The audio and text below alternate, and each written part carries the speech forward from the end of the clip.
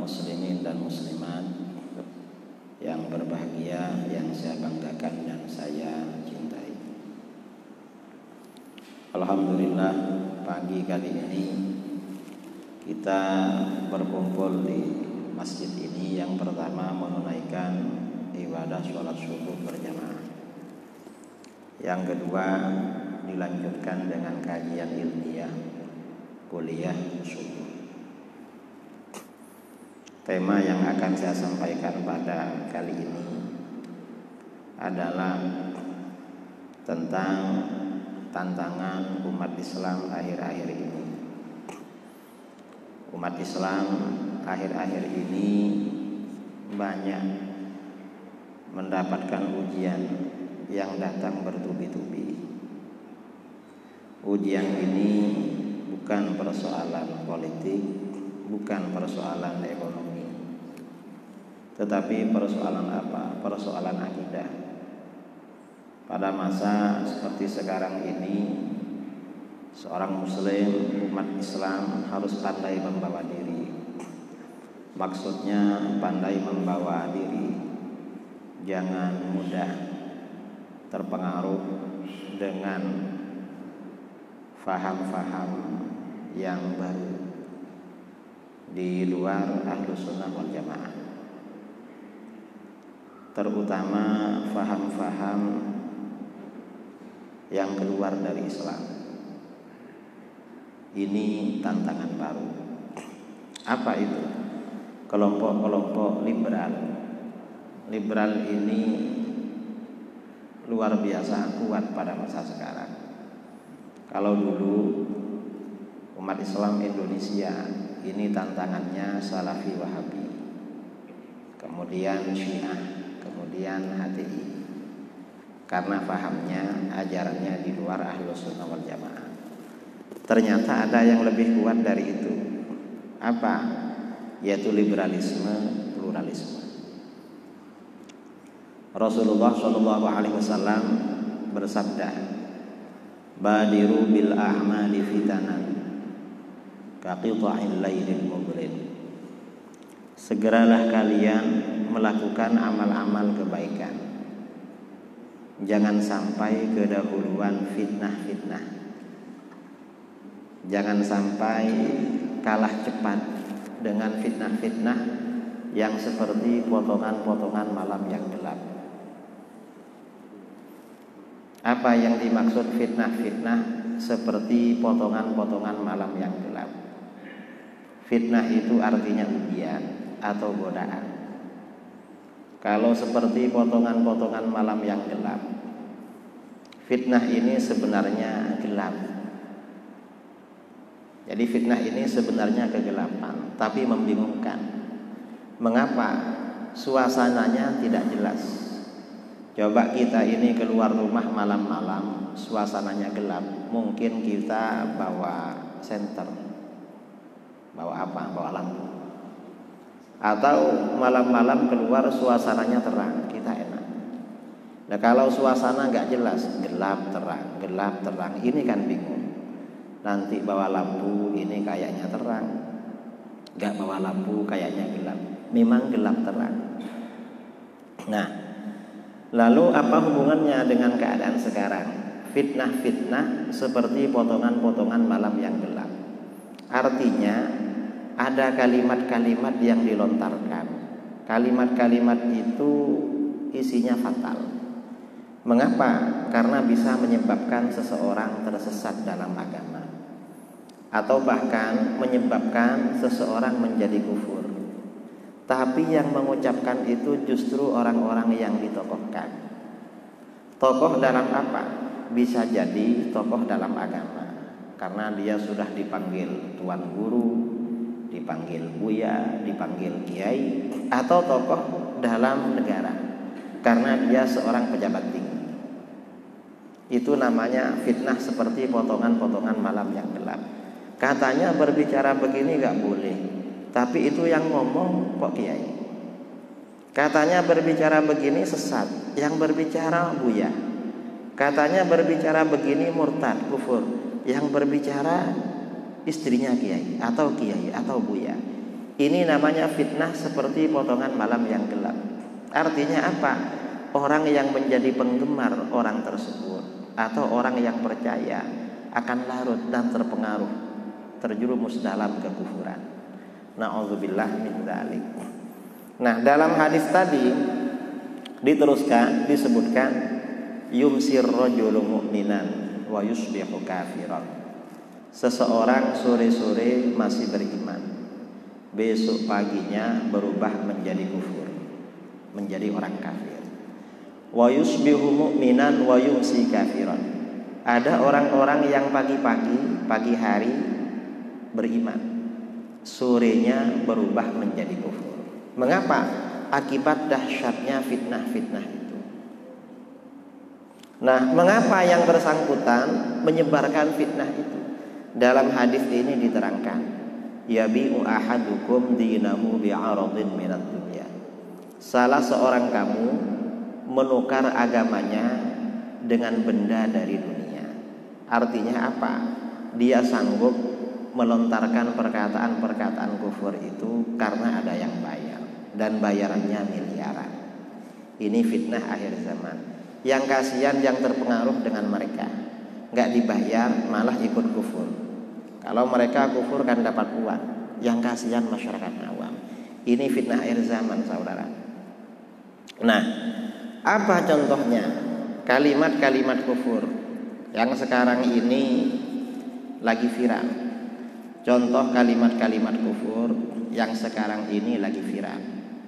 Di negara kita ini ada aliran namanya aliran Nusantara, disingkat dengan ANUS, atau kelompok Islam Nusantara, disingkat dengan INUS atau ANUS. Kelompok Nusantara ini punya pendapat di mana viral videonya, dan dia pimpinan ormas. Apa katanya? Islam yang baik itu Islam Nusantara. Kalau Islam Arab itu tidak baik. Dan orang Nusantara ini orang baik-baik, orang Arab tidak baik. Ini kata kelompok ini. Lebih parah lagi kata orang ini, kelompok Nusantara ini, orang Arab itu kadrun. Apa kadrun itu? Kadal guru. Itu gak boleh pernyataan seperti itu.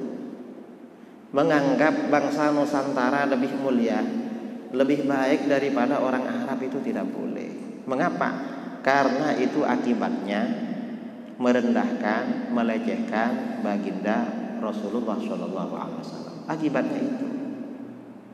Mengapa begitu? Rasulullah itu manusia pilihan. Rasulullah itu manusia yang agung. Rasulullah itu lebih sempurna, lebih utama daripada siapapun di muka bumi. Itu akidah Islam. Rasulullah itu misalnya dari segi nama, Nabi kita ini namanya Muhammad. Muhammad itu artinya apa? Orang yang banyak dipuji. Mengapa Rasulullah itu dikasih nama Muhammad, orang yang paling banyak dipuji? Nama bagi seorang nabi itu beda dengan nama bagi orang biasa seperti kita. Bedanya apa? Kalau nama bagi kita itu hanya sebuah nama tanpa makna. Tapi nama bagi seorang nabi itu memang sifat kepribadian beliau. Karenanya Rasulullah ini namanya banyak. Orang semakin tinggi kesempurnaannya, namanya semakin banyak. Misalnya orang kuliah, anak kuliahan, kalau S1 LC, Fulan LC, nanti sekolah lagi tambah MA, LC MA, nanti kuliah lagi doktor LC LA, nanti diakui oleh pemerintah dunia pendidikan profesor doktor LC MA. Itu manusia biasa. Para nabi juga begitu. Semakin tinggi derajatnya, semakin banyak namanya. Rasulullah SAW ini, kata para ulama, ada yang mengatakan beliau punya nama-nama jumlahnya 200 nama. Ada yang mengatakan 400, ada yang mengatakan 500, ada yang mengatakan 1000 nama bagi beliau. Nama itu disebutkan di dalam Al-Quran, di dalam hadis-hadis, dan di dalam kitab-kitab samawi sebelumnya. Nama-nama beliau. Dan nama bagi beliau itu memang sifat kepribadian. Contohnya apa? Beliau ini di antara namanya adalah Muhammad. Muhammad itu artinya apa? Orang yang selalu dipuji, orang yang banyak dipuji. Dan memang Rasulullah itu orang yang paling banyak dipuji. Orang itu kalau banyak dipuji biasanya menjadi buah bibir, sering disebutkan orang. Coba kita pikir, siapa orang di dunia yang paling banyak disebutkan orang? Rasulullah. Setiap orang azan nyebut nama beliau, orang sholat nyebut nama beliau, orang berdoa bersolawat pada beliau, apalagi orang bersolawat. Nggak ada yang seperti beliau. Dan beliau itu dipuji bukan karena disebut, tetapi memang apa saja yang ada pada diri beliau itu selalu terpuji. Momen-momen apa saja yang terjadi pada beliau, beliau selalu yang terpuji. Apa saja yang berkaitan dengan beliau selalu dipuji, karena selalu diberikan yang terbaik oleh Allah. Makanya beliau diberi nama Muhammad. Ini contoh ya. Rasulullah itu lahir dari keluarga Bani Hashim. Karena Muhammad bin Abdullah bin Abdul Muttalib bin Hashim, keturunan Bani Hashim. Bani Hashim ini marga dari suku Quraisy, cabang dari suku Quraisy. Bin Hashim bin Abdi Manaf bin Qusay bin Kilab bin Murrah bin Ka'ab bin Lu'ay bin Ghalib. Katanya Quraisy itu. Nah, Quraisy ini cabang dari suku Kinanah bin Kinanah bin Mudrikah bin Ilyas bin Mudar. Ya. Kemudian Kinanah ini cabang dari suku Bani Ismail, Nabi Ismail. Nah, Nabi Ismail bagian dari keluarga bangsa Arab. Nah, golongan yang melahirkan Rasulullah itu terbaik, memang dipilih oleh Allah, lebih baik daripada golongan-golongan lain yang tidak melahirkan beliau. Makanya di dalam hadis Rasulullah SAW bersabda, Innallaha astafa Kinanata min Bani Ismail. Sesungguhnya Allah memilih suku Kinanah dari keluarga Bani Ismail. Artinya apa? Setelah Nabi Ismail ini anak cucunya ramai, bersuku-suku. Suku yang terbaik itu suku Kinanah, karena akan melahirkan Rasulullah. Maksudnya terbaik bagaimana? Suku Kinanah ini dianggap suku yang paling berintegritas. Anggotanya itu akhlaknya bagus-bagus, orang-orangnya berwibawa. Ini suku Kinanah. Setelah suku Kinanah ini anak cucunya ramai, wastofa min Kinanata Quraisy. Allah memilih suku Quraisy di antara keturunan kita. Suku Quraisy ini suku yang orang-orangnya dianggap berintegritas, paling disegani di Arab, paling berwibawa. Sehingga turun surat namanya surat Quraisy. Mengapa turun surat Quraisy? Itu pujian tentang keistimewaan Quraisy. Li ilafi Quraisy ilafihim rihlatasy syita'i was-shaif. Karena kebiasaan orang Quraisy. Kebiasaan apa? Kebiasaan mereka melakukan perjalanan pada waktu musim kemarau dan musim hujan. Musim satunya mereka melakukan perjalanan ke Palestina, satunya ke Yaman. Tiap musim berubah. Nah, Quraisy ini melakukan perjalanan begitu. Karena itu falyabudu rabb hadzal bait. Hendaklah orang-orang Quraisy ini menyembah Tuhannya Baitullah ini, yaitu Allah. Jangan menyembah berhala. Mengapa? Allazi at'amahum min ju'. Tuhannya Baitullah, yaitu Allah, telah memberi makan mereka dari rasa lapar. Maksudnya apa? Quraisy ini diistimewakan oleh Allah. Ketika bangsa-bangsa lain, ketika suku-suku lain di Arab menghadapi kelaparan, suku Quraisy tak pernah kelaparan. Oleh Allah dijaga. Wa amanahum min khauf. Allah memberi rasa aman orang Quraisy dari ketakutan. Maksudnya apa? Ketika suku-suku lain di Arab ketakutan diserbu oleh suku-suku lain sesama Arabnya, atau ketika perjalanan suku-suku lain ketakutan dirampok di tengah jalan, barang-barangnya diambil, orangnya dibunuh atau dijadikan budak, diperjualbelikan. Suku Quraisy itu aman, saudara, nggak pernah dirampok dan nggak pernah diserbu oleh suku lain. Mengapa aman? Suku Quraisy ini suku paling berwibawa, disegani oleh orang. Kalau orang Quraisy ini melakukan perjalanan, misalnya berapa orang, 2 orang atau 1 orang atau berapa orang lah, malam-malam bertemu rampok, bertemu begal, maka ditanya, dari mana? Orang Quraisy menjawab, kami dari suku Quraisy, penjaga tanah suci. Perampoknya gak berani. Mengapa? Segan sama orang Quraisy, takut kualat. Kalau menurut kita ini takut kena kualat. Artinya apa? Orang Quraisy ini memang istimewa. Yang lain ketakutan, orang Quraisy gak takut. Ini keluarganya Rasulullah SAW. Memang dianggap punya integritas. Beda dengan bangsa-bangsa lain. Bangsa kita gak berwibawa, saudara. Mengapa gak berwibawa? Kita ini dijajah Belanda berapa puluh tahun? 350. Gak wibawa. Ini bangsa kita. Nah, setelah suku Quraisy ini ramai, anak cucunya, wastafa min Quraisyin Bani Hashim. Allah memilih keluarga Bani Hashim di antara suku Quraisy. Keluarga Bani Hashim ini bangsawan level paling tinggi, paling disegani di Arab, di Mekah. Karenanya ketika Raja Abraha datang ke kota Mekah, yang dijumpai itu kakeknya Rasulullah SAW, Abdul Muttalib bin Hashim. Mengapa Abdul Muttalib? Karena dia dianggap tokoh nomor 1. Itu Bani Hashim. Wastafani min Bani Hashim, dan Allah memilih aku dari keluarga Bani Hashim. Bani Hashim ini pilihan, lalu Rasulullah dipilih lagi. Fa ana khiyarun min khiyar. Aku ini yang terpilih dari sekian banyak golongan terpilih.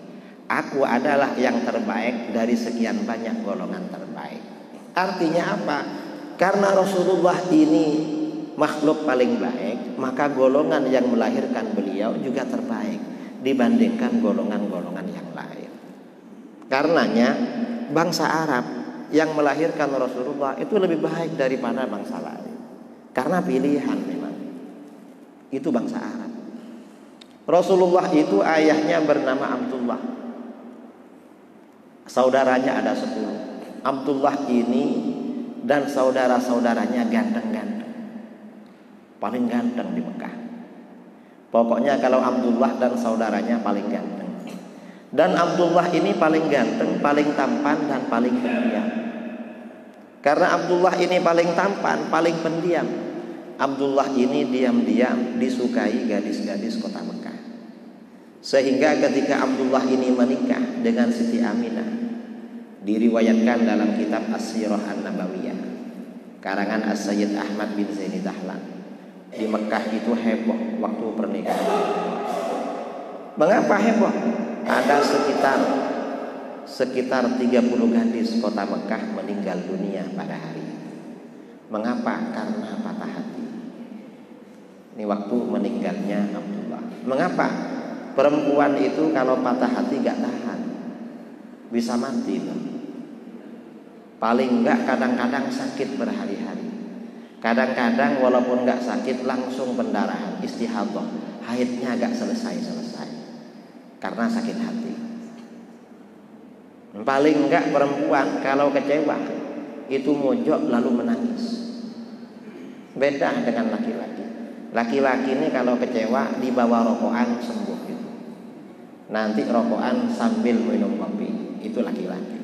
Nah, artinya apa?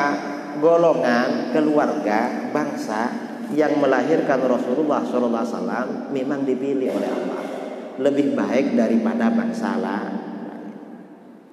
Lebih baik memang daripada bangsa lain.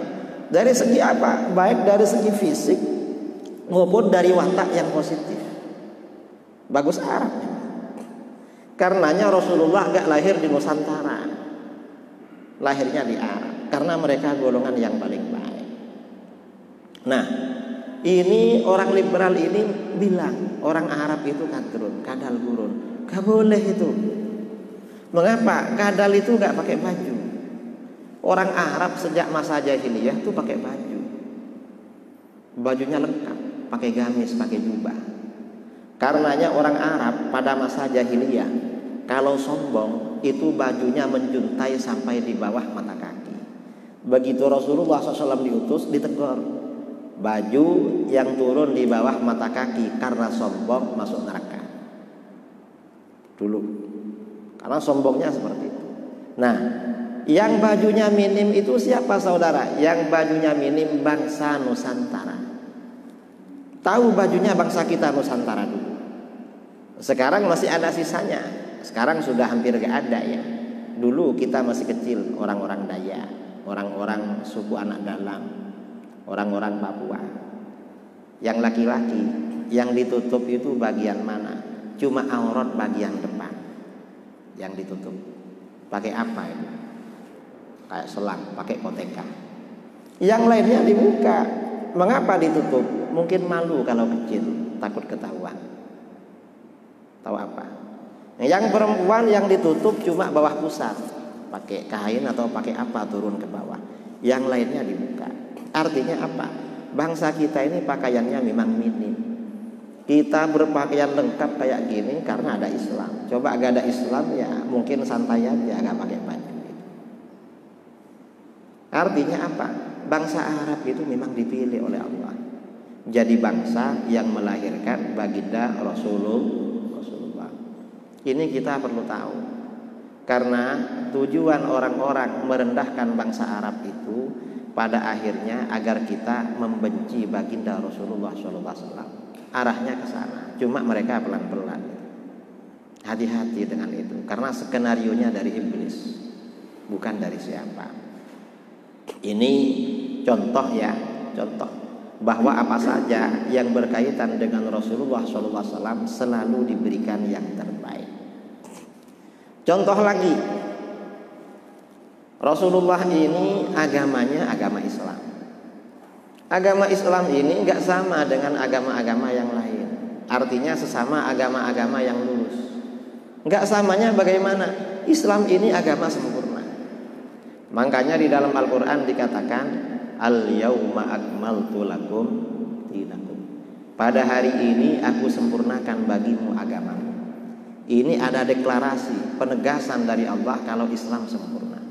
Dan sempurna ini tidak diberikan oleh Allah pada agama-agama sebelumnya. Hanya Islam yang sempurna. Karenanya ketika orang-orang Yahudi berdialog dengan Sayyidina Umar bin Khattab tentang ayat ini, Al-yawma akmaltu lakum dinakum. Bagaimana kata Yahudi? Kata Yahudi, "Law nazalat hadhil ayatu fina laja'alna yawmaha 'ida." Coba ayat ini turun pada kami orang-orang Yahudi, pasti hari turunnya kami jadikan hari raya. Mengapa? Ini kebanggaan luar biasa karena agamanya dianggap sempurna oleh Allah. Berarti bagaimana? Agama sebelum Islam oleh Allah gak dianggap sempurna. Jadi Islam ini sempurna. Sempurna apanya? Dalil-dalilnya sempurna. Persoalan apa yang gak ada dalilnya? Lalu sempurna apanya? Ajaran-ajarannya sempurna. Kok sempurna? Semua aspek dalam kehidupan ini pasti disentuh oleh hukum Islam. Kita ini kalau masuk masjid ada adabnya apa enggak? Ada adabnya. Apa adabnya? Kaki yang naik sebelah kanan dulu baca doa. Allahumma ghfirli waftahli abwaaba rahmatik. Kalau keluar dari masjid ada adabnya apa enggak? Ada adab. Kaki sebelah kiri duluan lalu berdoa, Allahumma inni as'aluka min fadlikal azim. Lalu pakai sandal, ada adabnya, ada. Gimana? Yang masuk pertama kali yang mana? Sebelah kanan. Kalau melepas sandal, yang lepas pertama kali yang mana? Sebelah kiri. Pakai baju juga begitu. Masuk rumah ada adabnya, keluar rumah ada adabnya. Masuk kamar mandi ada adabnya, keluar kamar mandi ada adabnya, masuk kamar privasi suami istri ada adabnya, mau makan semuanya ada adabnya. Agama lain nggak ada, saudara. Ini paling lengkap. Karenanya kalau ada momen, ada kejadian, lalu kita bingung, kalau terjadi seperti ini baca apa, ngapain? Ini perlu belajar lagi. Mengapa? Islam itu lengkap. Setiap momen adabnya beda-beda, karena agama sempurna. Ini nggak sama dengan agama-agama yang lain. Memang istimewa agamanya Rasulullah SAW. Ini kemarin ada orang liberal ngomong, apa kata dia? Islam itu belum sempurna dan tidak akan sempurna. Loh, gak sempurna. Yang gak sempurna itu Islamnya kamu, Islam liberal. Kalau Islamnya Rasulullah, Islamnya para sahabat, Islamnya para ulama salaf, Islamnya para aulia, Islamnya ahlus sunnah wal jamaah, itu Islam yang sempurna. Kita harus punya keyakinan seperti itu. Kalau menolak, tidak menganggap Islam sempurna, kafir. Mengapa? Karena melawan Al-Quran. Gak boleh melawan Al-Quran, itu gak boleh. Ini contoh ya, kesempurnaan Islam. Dan ini diakui hatta orang-orang di luar Islam. Saya lupa namanya. Ada tokoh Kristen dari Barat, kemudian kawannya mau masuk Islam. Apa kata dia? Kata kawannya ini, kamu kalau masuk Islam ya harus sungguhan. Kenapa? Islam itu peraturan semua. Apa saja dalam aspek kehidupan ada aturannya. Gak sama dengan yang lain. Dulu di Amerika Serikat pada waktu Presiden Nixon, ya, Presiden Nixon ini mau ceramah tentang Islam. Dia panggil profesor, saya lupa namanya, profesor penasehatnya. Prof, tolong pelajari tentang Islam, buatkan konsep, saya mau ceramah tentang Islam. Karena dia ini penasihat presiden, ya mungkin kalau di Indonesia Mensesnik biasanya, Menteri Sekretaris Kabinet, itu kan konsep ceramahnya presiden, atau One Team Press, Dewan Pertimbangan. Akhirnya profesor ini selama berhari-hari mempelajari Islam. Setelah dapat beberapa minggu, konsepnya dibuat, jumpa dengan presiden. Apa kata dia? Pak Presiden, terima kasih. Kenapa saya sekarang sudah masuk Islam? Gara-gara mau membuat konsep ceramahnya Presiden Amerika tentang Islam. Masuk Islam dia. Mengapa masuk Islam? Islam ini ajarannya dahsyat, ajarannya mukjizat, ajarannya sempurna. Lama-lama ada profesor Yahudi konsultasi sama dia. Mengapa konsultasi? Karena mau meneliti tentang hukum-hukum warisan dalam undang-undang Amerika.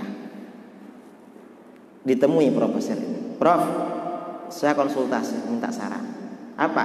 Saya akan meneliti hukum-hukum warisan dalam undang-undang Amerika.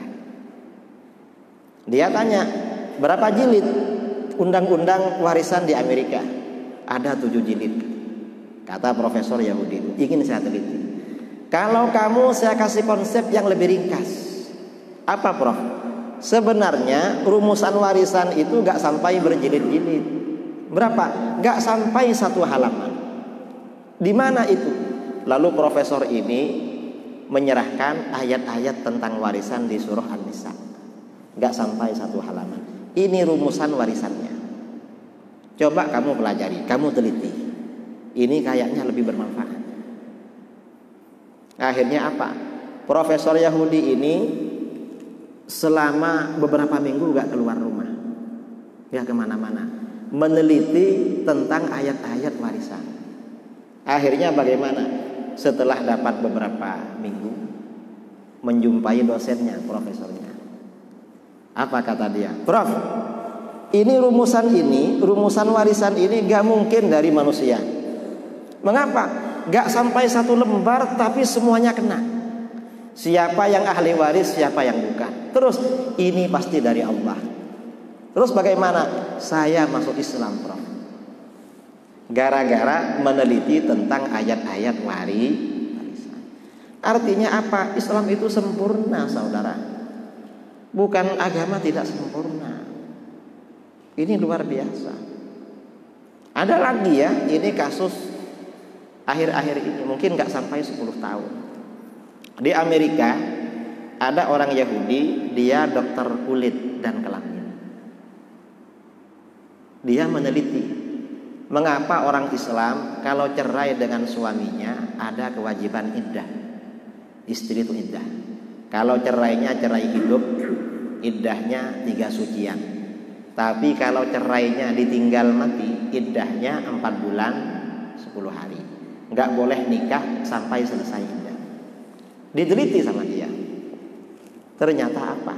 Ternyata seorang wanita kalau sudah menikah, kumpul dengan suaminya, punya suaminya itu terekam, ada rekamannya di punya istrinya itu.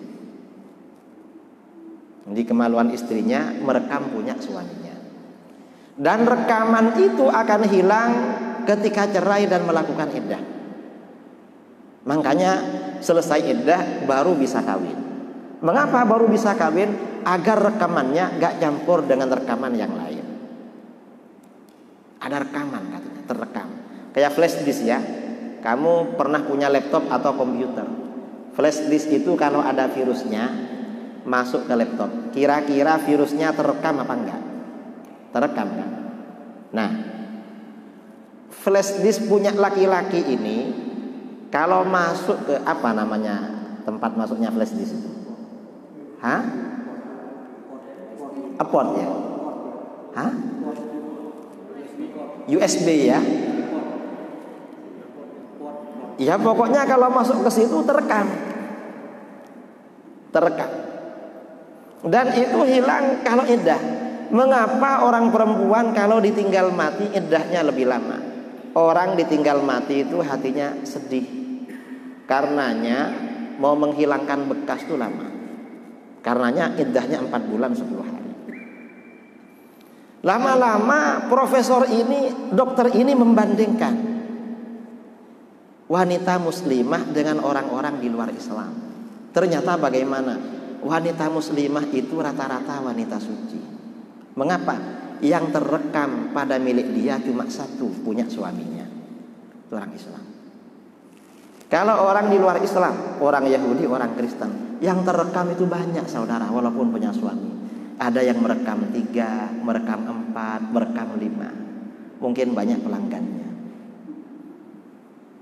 Lama-lama dokter ini meneliti punya istrinya. Karena istrinya ini kelihatannya setia, gak ada selingkuh, gak ada main dengan orang. Setelah diteliti saudara, ternyata yang direkam ada 5. Kata dia, ini yang 4 punya siapa ini? Kok ada flash disk 4, ada flash disk asing masuk di sini. Dia anaknya 4. Lama-lama anaknya yang 4 dites DNA. Ternyata yang cocok dengan dia cuma 2. Yang 2 gak cocok. Loh, ini yang 2 anaknya siapa ini? Akhirnya bagaimana? Orang ini masuk Islam. Mengapa? Ternyata hukum-hukum di dalam Islam itu hikmahnya luar biasa. Ini syariat Islam saudara, beda dengan agama lain. Karenanya kita ini bangga menjadi orang Islam. Orang Islam itu suci. Karenanya kesucian di dalam Islam itu sangat penting. Ini akidah Islam. Islam itu agama yang sempurna. Dan banyak orang-orang barat yang masuk Islam karena kagum dengan kesempurnaan Islam. Bukan karena apa. Dan mereka meneliti sendiri. Justru orang Islam sebagian yang keluar dari Islam. Mengapa? Karena bodoh. Yang orang di luar Islam berbondong-bondong masuk Islam. Saya waktu tinggal di Inggris, di Eropa, di Central Masjid di London itu, setiap hari 4 orang, 5 orang masuk Islam. Dan orang asli sana. Itu luar biasa. Ini contoh ya, bahwa Islam itu agama yang sempurna. Contoh lagi, Rasulullah ini kan makhluk paling mulia, paling utama. maka bagaimana? Umatnya juga umat terbaik, gak sama dengan umatnya nabi-nabi sebelumnya. Di dalam Al-Quran dikatakan, kuntum khaira ummatin ukhrijat linnas ta'muruna bil ma'ruf wa tanhauna 'anil munkar. Kalian adalah sebaik-baik golongan yang dikeluarkan bagi umat manusia. Umat Islam ini umat terbaik. Umat Islam ini umat terbaik dibandingkan siapa? Umat Islam ini umat terbaik perbandingannya dibandingkan umat-umat para nabi terdahulu yang masih lurus berjalan di atas ajaran tauhid.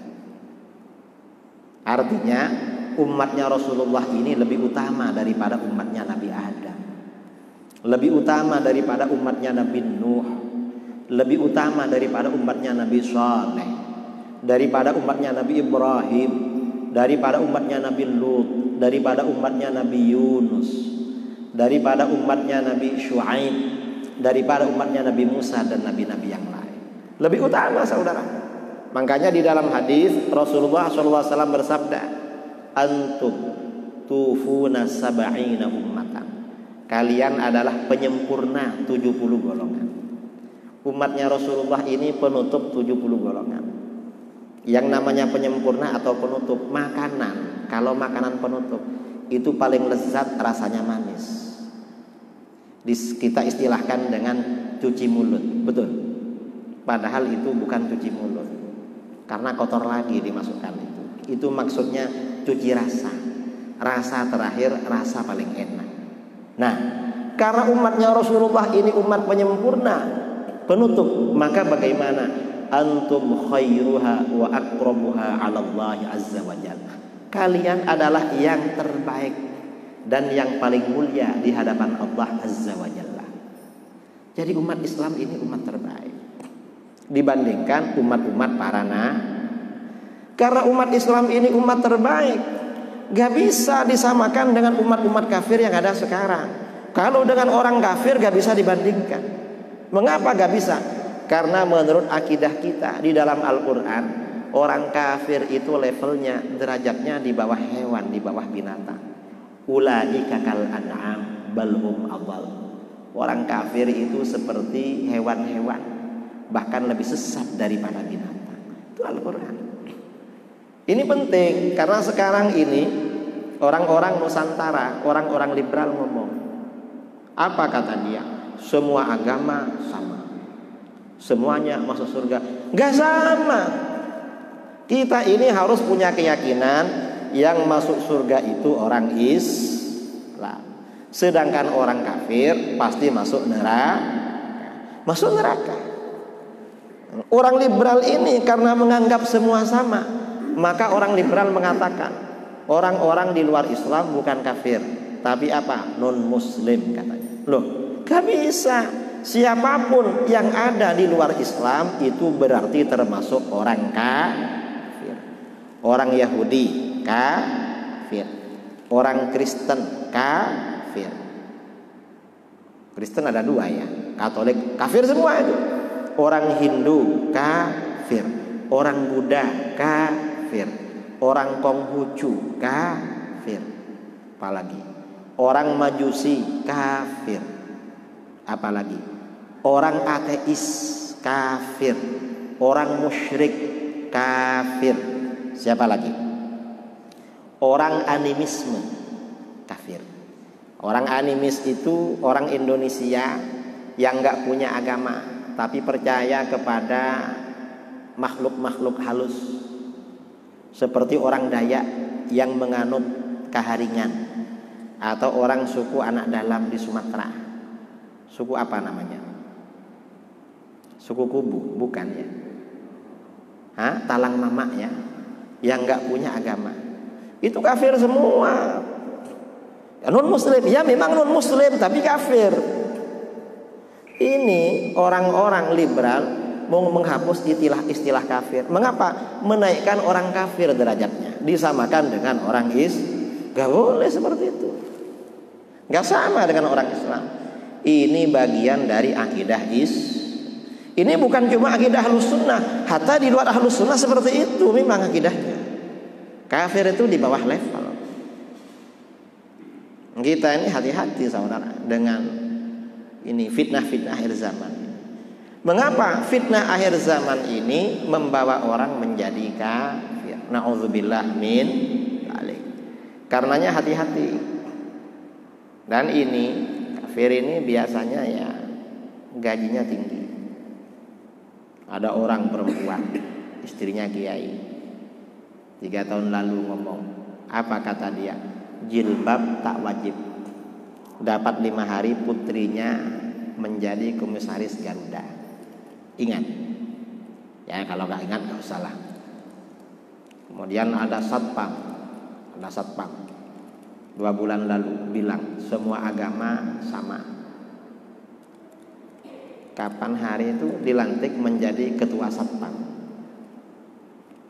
Ngerti? Ya pokoknya yang kafir-kafir cepat naik pangkat. Kalau satpam anggota jadi ketua satpam di negara kita. Ya memang ongkosnya ya kafir itu. Betul. Sabda Rasulullah SAW, orang yang seperti itu ada yang bayar. Karenanya hati-hati. Zaman seperti sekarang ini, kita ini kalau punya anak sebaiknya pernah masukkan pesantren. Mengapa? Agar kita tidak punya beban moral pada anak, imannya menjadi kuat. Tujuannya itu. Tapi gak sembarang pesantren saudara. Mengapa? Kalau dulu yang namanya pondok pesantren itu pasti ahlus sunnah wal jamaah. Sekarang ini Wahabi bikin pondok. Ada di Batam pondok Wahabi? Bukan ada, banyak. Kemudian LDII bikin pondok juga. Kemudian Syiah bikin pondok juga. Cuma di Batam gak ada. Yang nggak bikin pondok itu cuma PKI, belum bikin sampai sekarang. Kalau yang lain sudah semua. Tapi yang liberal pondoknya ada orang-orang liberal yang bikin pondok itu.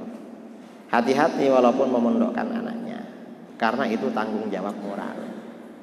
Khawatir anak kita terpengaruh. Karena yang melontarkan kalimat-kalimat kufur seperti tadi, itu ada yang titelnya kiai. Ada yang titelnya buya, ada yang titelnya buya, ada yang titelnya ustadz, ada titelnya tuan guru, ada titelnya habib. Masyarakat awam ini kan gampang percaya. Oh itu kiai yang ngomong. Malah yang nggak dibilang kiai menyalahkan, nggak diterima. Kamu ini apa? Kan cuma orang kampung. Jamaah Masjid Al Munawwarah nggak dipercaya. Mengapa? Karena yang ngomong di sana di Jakarta sering masuk TV. Ini pentingnya menjaga akidah umat. Nah, karena ini hampir pukul 6, mungkin sebelum kita tutup ada yang mau sharing atau tanya. Silahkan yang mau tanya. Saya mau minum-minum dulu. Air di depan silahkan diminum.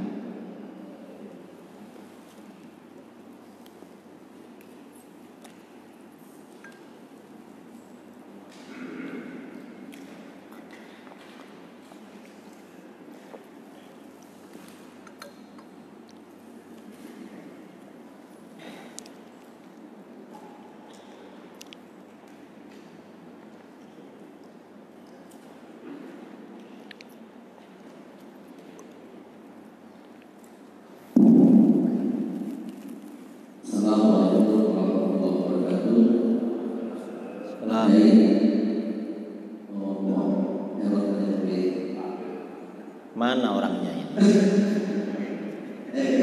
Oh.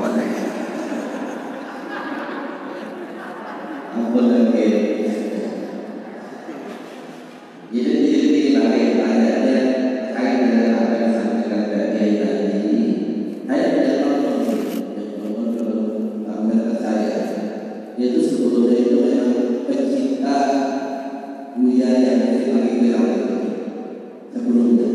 Nah itu jadi karena itu tadi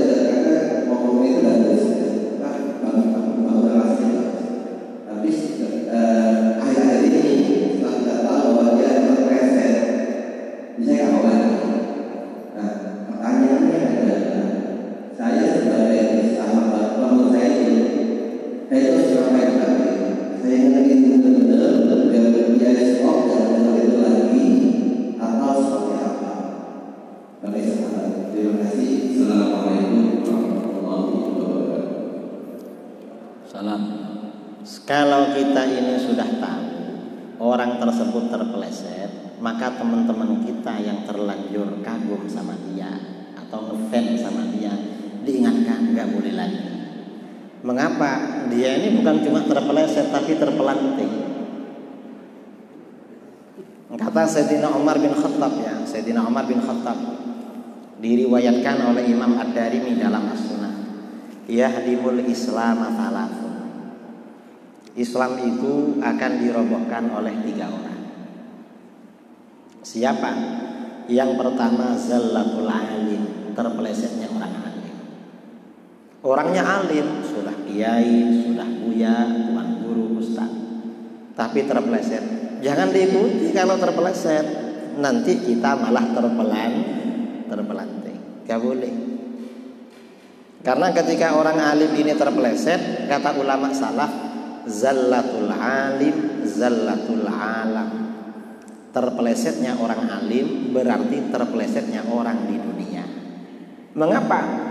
Para penggemarnya, orang-orang yang ngefan sama dia terpeleset juga.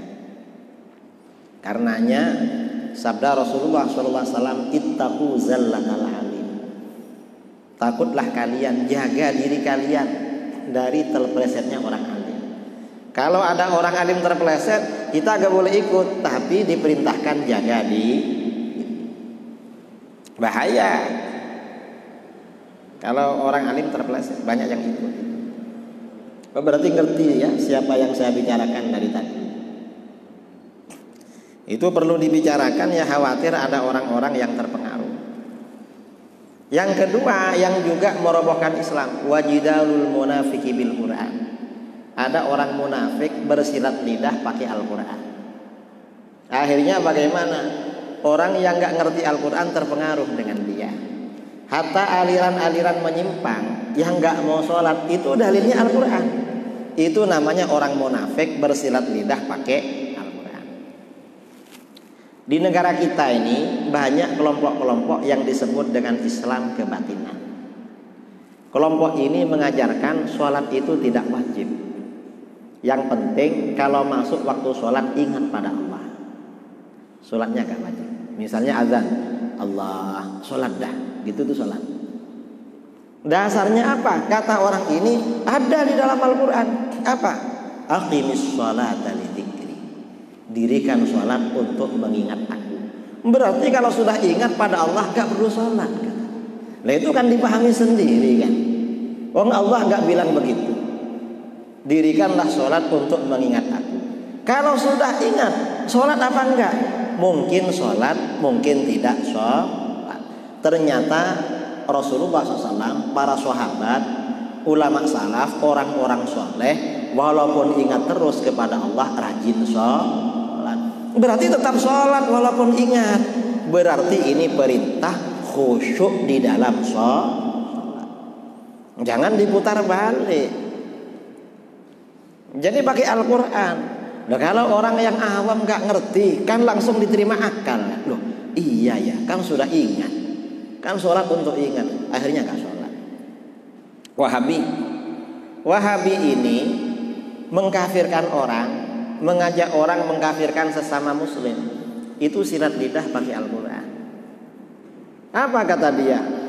Orang yang bertawassul, bertabarruk, beristighatsah itu kafir. Dalilnya mana?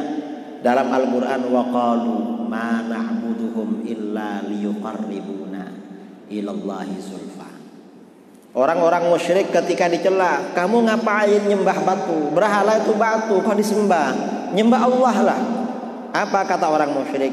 Kami ini tidak menyembah berhala-berhala itu kecuali agar berhala-berhala itu mendekat kami kepada Allah dengan sedekat-dekatnya. Padahal yang disembah batu, berhala. Lalu dibilang orang yang ziarah kubur, bertawassul, bertabarruk, beristighatsah musyrik. Mengapa? Karena menjadikan para sesembahan itu sebagai perantara. Nah, itu salah hujahnya orang Wahabi. Mengapa? Orang yang bertawassul dengan para nabi, dengan para wali, tidak menyembah para nabi. Ibadahnya tetap kepada Allah. Hanya para nabi dan orang soleh itu dijadikan wasilah. menjadikan mereka sebagai wasilah itu ada dasarnya di dalam Al-Qur'an. Ya ayyuhalladzina amanu taqullaha wabtaghu ilaihil wasilah. Carilah wasilah menuju Allah. Ini Al-Qur'an. Nah, orang-orang munafik dari kalangan Wahabi mensyirikkan orang bersilat lidah pakai Al-Qur'an. Jangan dikira enggak pakai Al-Qur'an. Atabuya yang bersangkutan, siapa itu namanya? Itu bisa pakai Al-Qur'an itu, merusak ajaran Islam. Dan sudah sering terjadi seperti itu. Ini yang kedua, karenanya perlu hati-hati. Yang ketiga, yang merusak Islam, yang merobohkan Islam yang ketiga, wa hukmul a'immatil mudhillin. Produk hukum para pemimpin yang menyesatkan. Produk hukumnya keluar dari Islam. Akhirnya bagaimana? Bawahannya, anak buahnya, anggotanya, rakyatnya taat pada hukum itu. Kalau enggak berani. Bahaya, itu juga merobohkan Islam, saudara. Kita ini enggak tahu ya. Larangan sholat Jumat, larangan berjamaah. Kira-kira masuk itu apa enggak kira-kira? Ya enggak tahu lah. Tapi yang jelas lama orang-orang di sini sholat berjamaah terus berjalan, nggak pernah libur. Hah? Kok gak ada karpetnya? Kenapa? Hah? Oh, karpetnya rusak ya? Ya khawatir itu termasuk ini apa? Liberal-liberal itu. Ada lagi?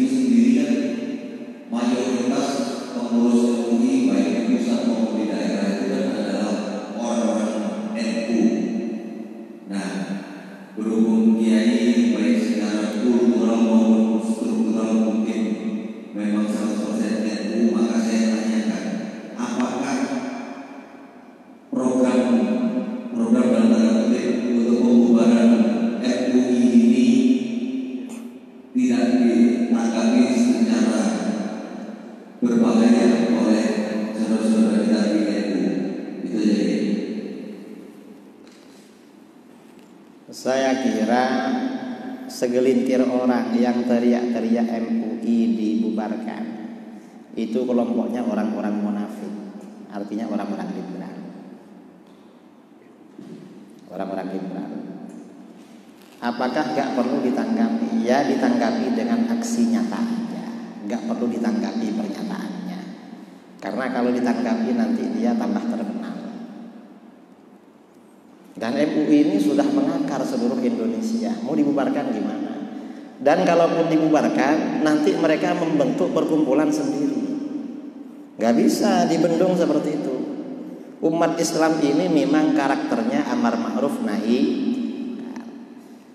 Dibubarkan bikin sendiri nanti. Kalau bikin sendiri tambah banyak, tambah ruwet malah mengaturnya. Saya kira pemerintah mikir-mikir membubarkan itu. Beda kalau dengan pembubaran HTI, karena belum mengakar. Orang-orang yang ada di HTI bukan tokoh-tokoh sentral di pusat maupun di daerah. Makanya begitu dibubarkan ya habis. Kalau MUI ini berat loh membubarkan. Orang-orangnya banyak tokoh-tokoh sentral. Walaupun nggak pakai baju MUI, mereka bisa kumpulan. Ya mudah-mudahan Allah memberikan kekuatan kepada para ulama-ulama kita yang duduk di NU maupun di MUI, di ormas-ormas yang lain. Harapannya seperti itu. Ada lagi? Terakhir.